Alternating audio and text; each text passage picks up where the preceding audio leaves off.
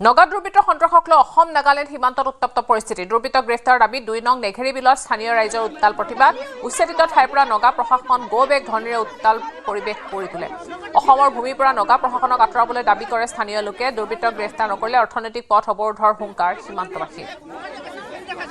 এতিয়া মহিলাতে দাদা নেৰেকা বিচাৰ কৰিবি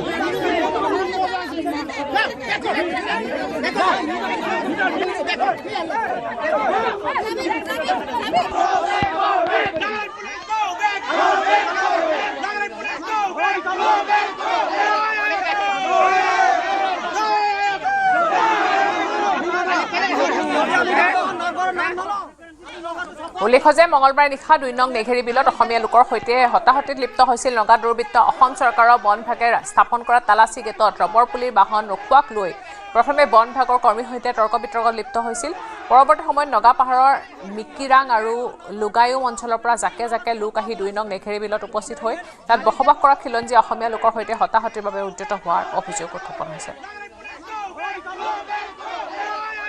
যেহেতু আজি সেই যোৱা ৰাতিৰ বিষয়টোক লৈ আজি এটা আমাৰ গোটেই গাঁৱৰ ৰাইজে একত্ৰিত হৈ ইয়াত এটা এনেকুৱা এটা সিদ্ধান্ত লোৱা হৈছে যে তেওঁলোকে যে যোৱাকালিৰ সমস্যাটো যদি সমাধানৰ ক্ষেত্ৰত মীমাংসা কৰিবৰ কাৰণে যদি আজি আমাৰ ওচৰৰে লুঙাইম বস্তি আৰু মিকিৰাং গাঁৱৰ যদি চেয়াৰমেনসকলে যদি উইদিন ২৪ ঘণ্টাৰ সময়ৰ ভিতৰত যদি তেওঁলোকে আহি পেলাই আমাৰ গাঁৱৰ মাজত যদি মীমাংসা যদি নকৰে তেতিয়াহ'লে আমি যোৱা ৰাতিৰ সমস্যাটোৰ সন্দৰ্ভত আমি যি পদক্ষেপ আমাৰ গাঁৱৰ ৰাইজে ল'ব বিচাৰিছে সেইখিনি বৰ আগন্তুক সময়ত মানে এটা ভয়াৱহ সৃষ্টি ৰূপ কৰিব পাৰে বুলি আমি সকিয়ানি দিছোঁ আৰু ইয়াৰ লগতে আমি সমান্তৰালকৈ আমি ক'ব বিচাৰিছোঁ যে আমাৰ যিহেতু মিচিং গাঁৱৰ শেষতে আমাৰ যি এটা ফৰেষ্ট ডিপাৰ্টমেণ্টে এটা বেৰিকেড লগাই পেলাই ইয়াত গেট ছিষ্টেম কৰি থোৱা আছে সেই গেটখনকো মই এটা কথা ক'ব বিচাৰিছোঁ যে ইয়াত এখন গেট থাকক ইয়াৰ আৰু সমান্তৰালকৈ আৰু এখন গেট আমাৰ সম্পূৰ্ণ অসম নাগালেণ্ডৰ যিটো সীমা আছে সেই সীমাত তেওঁলোকে এখন গেট বান্ধিব লাগে আৰু তাত আমাৰ আৰক্ষী বিষয়া তেওঁলোকে তাত থাকিব লাগে আৰু লগতে আমাৰ ইয়াত যিহেতু আমি ইয়াত দেখিবলৈ পোৱা গৈছে যে নাগালেণ্ডৰ যিসকল মানে পুলিচ প্ৰশাসন ইয়াত আমাৰ ২ নং নেঘেৰী বিলত আমাৰ মিচিং গাঁও বা আমাৰ উচ্ছেদিত অঞ্চলসমূহত আমি দেখা পোৱা গৈছে সেইসকল ব্যক্তিক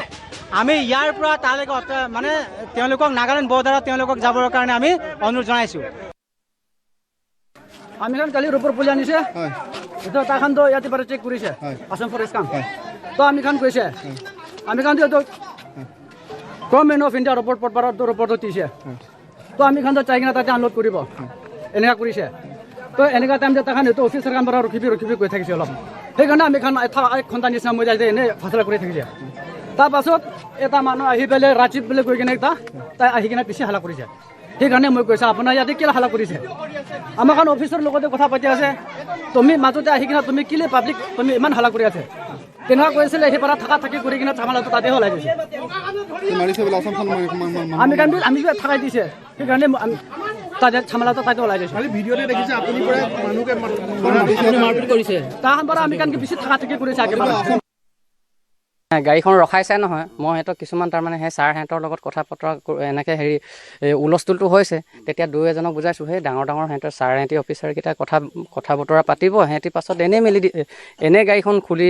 এনেই গেট পাৰ কৰাই দিব এনেই এৰি দিব মই এনেকৈ কৈছোঁ পিছত তহঁতি ইমান উলস্থুল কৰিব নালাগে জাষ্ট এনেকৈ কৰি থাকোঁতে তাৰমানে সিহঁতি তাৰমানে অন্তাক সৃষ্টি কৰা নিচিনা আহি পেলাই সিহঁতি কি কৰিছে তাৰমানে চিঞৰ বাখৰ সুকিয়াইছে একদম এই দা লৈ অহা নিচিনা আমাৰতো ভয়ে লাগিছে তাৰমানে আমাক কাটিবই নেকি বুলি